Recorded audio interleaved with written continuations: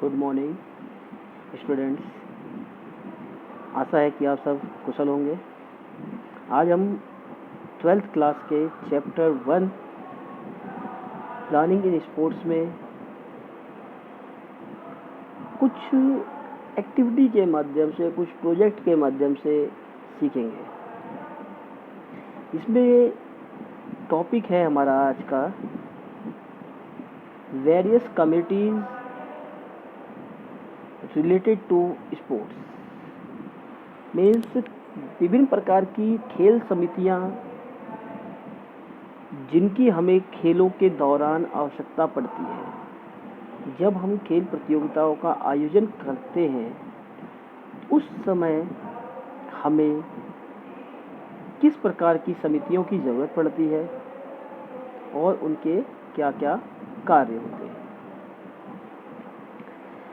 जैसे कि पहले हमने पढ़ा है कि इन समितियों को हमने 3 भागों में विभाजित किया है: प्रतियोगिता से पूर्व, प्रतियोगिता के दौरान और प्रतियोगिता के पश्चात। ये 3 प्रकार की कमेटियों को डिवाइडेशन किया गया है जिसके आधार पर हम अपनी प्रतियोगिता को आयोजित करते हैं। अब आपको इसमें करना क्या है? सभी बच्चे को कबड्डी, कुश्ती, एथलेटिक्स, इन तीनों खेलों के आधार पर एक प्रोजेक्ट बनाना है, एक एक्टिविटी क्रिएट करनी है जिसमें आप प्रतियोगिता के दौरान, प्रतियोगिता से पूर्व और प्रतियोगिता के पश्चात प्रयोग में लाई जाने वाली कमेटियां, जिन जिन समितियों की हमें आवश्यकता होती है उनके बारे में और उनके कार्यों के बारे में आपको एक रिपोर्ट तैयार करनी है।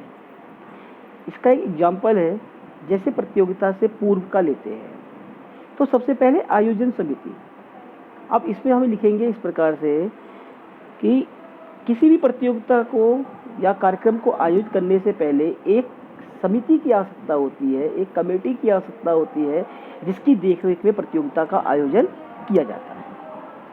इसी प्रकार से दूसरा प्रचार समिति, ये भी प्रतियोगिता से पूर्व का है, क्योंकि जब हम कंपटीशन ऑर्गेनाइज कर रहे हैं, कोई प्रतियोगिता कर रहे हैं तो उससे पहले हमें उस प्रतियोगिता के लिए प्रचार प्रसार करना होता है जिसके माध्यम से हमारे पास ज़्यादा से ज़्यादा प्लेयर, ज़्यादा से ज़्यादा टीमें आए। तीसरा है हमारा क्रय समिति। क्रय समिति मतलब खरीद फरोख्त करने के लिए हमें जिस प्रकार का हम खेल करवा रहे हैं उसके लिए कौन से उपकरण चाहिए, क्या क्या सुविधाएं होनी चाहिए, क्या चीज़ें हमें खरीदनी है, उसका क्रय विक्रय करने के लिए जो समिति बनती है वो क्रय समिति कहलाती है। आवास एवं खान पान समिति, इसके अंतर्गत बच्चों के लिए खान पान का क्या समय होगा, एक दिनचर्या निर्धारित होनी चाहिए, उनको कैसा खाना देना है, क्या चीज़ देनी है, किस समय देनी है, इस सब का पूरा निर्धारण, पूरा ब्यौरा इसके अंदर आता है। साज सज्जा समारोह समिति, जब आप किसी प्रकार की प्रतियोगिता का आयोजन कर रहे हैं तो उसमें आपका डेकोरेशन बहुत ही महत्वपूर्ण है। लोगों को आकर्षित करने के लिए हम अपने ग्राउंड को, अपने मंच को किस प्रकार से डेकोरेट करेंगे, ये भी एक महत्वपूर्ण विषय है अपनी प्रतियोगिता को सफल बनाने के लिए। यातायात समिति, ये खिलाड़ियों को लाने ले जाने के लिए प्रतियोगिता से पूर्व जो भी उपकरण हैं उनको उपलब्ध कराने के लिए इसकी आवश्यकता पड़ती है। अगला है इसमें खेल मैदान व उपकरण समिति।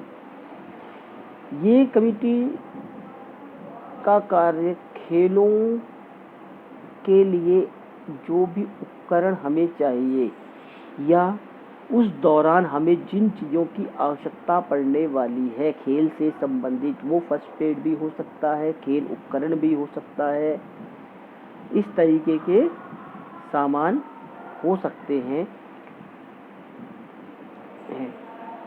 फिर वित्तीय समिति जो इस सभी लेन देन जो खर्च होगा उसका विवरण अपने पास रखे।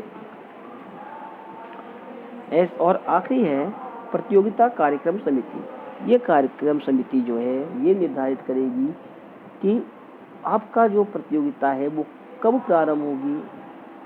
मीन्स प्रतियोगिता की ओपनिंग सेरेमनी से लेकर प्रतियोगिता की क्लोजिंग सेरेमनी तक जितनी भी दिनचर्या प्रयोग में लाई जाएगी उन सब का निर्माण इस आयोजन समिति के द्वारा, कार्यक्रम समिति के द्वारा किया जाएगा।